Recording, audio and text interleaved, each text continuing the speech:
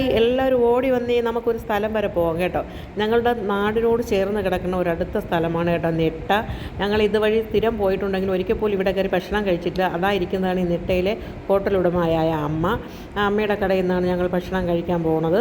ആദ്യമായിട്ടാണ് കേട്ടോ ഇവിടെ കയറി ഞങ്ങൾ ഭക്ഷണം കഴിക്കണം. അങ്ങനെ ഞങ്ങളിതാ ഭക്ഷണത്തിന് വേണ്ടി വെയിറ്റ് ചെയ്തിരിക്കുന്നു.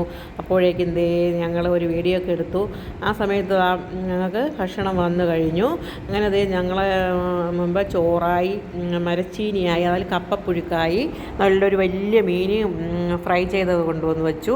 ഇനി കുറേ വിഭവങ്ങളുണ്ട് കേട്ടോ. ഇഞ്ചി, നാരങ്ങ, മാങ്ങ, കച്ചടി, അവിയൽ, തോരൻ, എങ്ങനെ ഒന്ന് പറയണ്ട, ഒരുപാട് ഐറ്റം. പിന്നെ ഇറച്ചിയുണ്ട്, മീൻ പൊരിച്ചതുണ്ട്, തലക്കറി.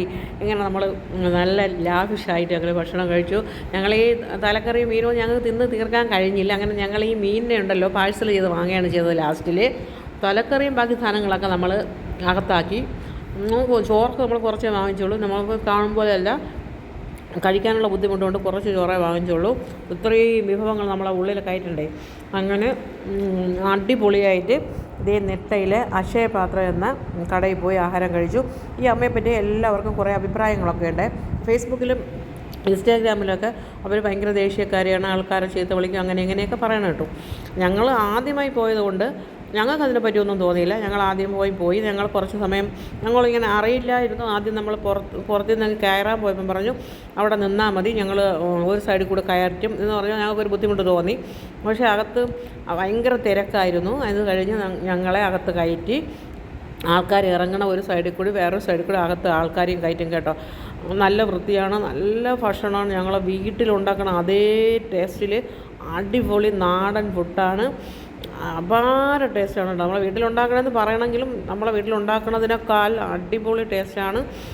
ഇങ്ങനെയൊന്നും ഇതുവരെയ്ക്കും കഴിച്ചില്ല, ആദ്യമായിട്ടാണ് കഴിക്കണം. ഞങ്ങൾ പ്ലാറ്റൊക്കെ കാലിയാക്കി തലക്കറി മൊത്തം ഞങ്ങൾ കഴിച്ചു. പക്ഷേ വലിയ മീൻ ഞങ്ങൾ കഴിക്കാതെ എൻ്റെ മുമ്പേ ഇരിക്കുകയാണ്. തലയുടെ എല്ലാം കൂടി വാരി കൂട്ടി വെച്ചിരിക്കുകയാണ്.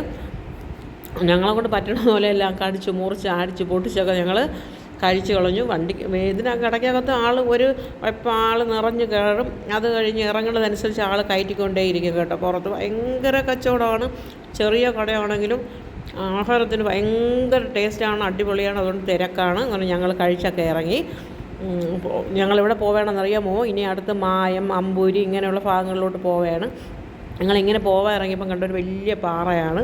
പിന്നെ ഞങ്ങൾക്ക് ഇങ്ങനെ ആഹാരം കഴിച്ച് ബുദ്ധിമുട്ട് എന്ന് പറയില്ല, പണ്ടാളോ പറയില്ലേ, നെഞ്ചിൻ്റെ പുറത്ത് തന്നെ കയറി ഇരിപ്പുണ്ടായിരുന്നു. അങ്ങനെ ഞങ്ങൾ വരണ വഴിക്ക് ഒരു ചേട്ടൻ അവിടെ മാങ്ങാ കച്ചവടം നടത്തുന്നുണ്ടായിരുന്നു.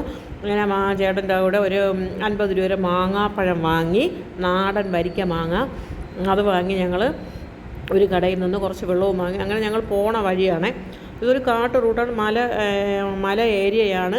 ഇനി ഞങ്ങൾ പോണ വനത്തിലോട്ടാണ് പോണത് കേട്ടോ. അമ്പൂരി വനത്തിലോട്ടാണ് പോണത്. ഞങ്ങൾ വനത്തിലൊക്കെ നേരെ ഉൾവനത്തിലൊക്കെ കയറി എല്ലാം കണ്ടിട്ടാണ് തിരിച്ചു വരുന്നത്. ആ വീഡിയോ ഞാൻ ഇടുന്നതായിരിക്കും. അങ്ങനെ ഞങ്ങളിപ്പോൾ ആദ്യം പോണത് മായം എന്ന സ്ഥലത്തിലോട്ടാണ് പോണത്. അങ്ങനെ ഞങ്ങൾ മായം ചെന്ന് ഒരു തടാകത്തിൽ ചെന്ന് ഇറങ്ങാം എന്ന് വിചാരിച്ചു. അങ്ങനെ ഞങ്ങൾ മായത്ത് പോയി ഒരു തടാകത്തിൽ ചെന്ന് ഞങ്ങൾ കുറേ സമയം അവിടെ ഒന്ന് ചിലവഴിച്ചു കേട്ടോ.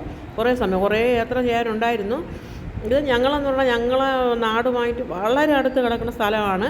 അങ്ങനെ ഞങ്ങൾ കുറച്ച് ദൂരം പോയി വെള്ളം വാങ്ങി, മാങ്ങാപ്പഴമൊക്കെ വാങ്ങി. നമുക്ക് ഉള്ളിൽ കിടക്കുന്ന ആളുകൾക്ക് ഒരു റെസ്റ്റ് കിട്ടാൻ വേണ്ടി ഒരു മാങ്ങാപ്പഴമൊക്കെ കഴിച്ച് ഒന്ന് റിലാക്സ് ചെയ്യാമെന്ന് വിചാരിച്ചു. ബാക്കി വീഡിയോ നാളെ കാണാം.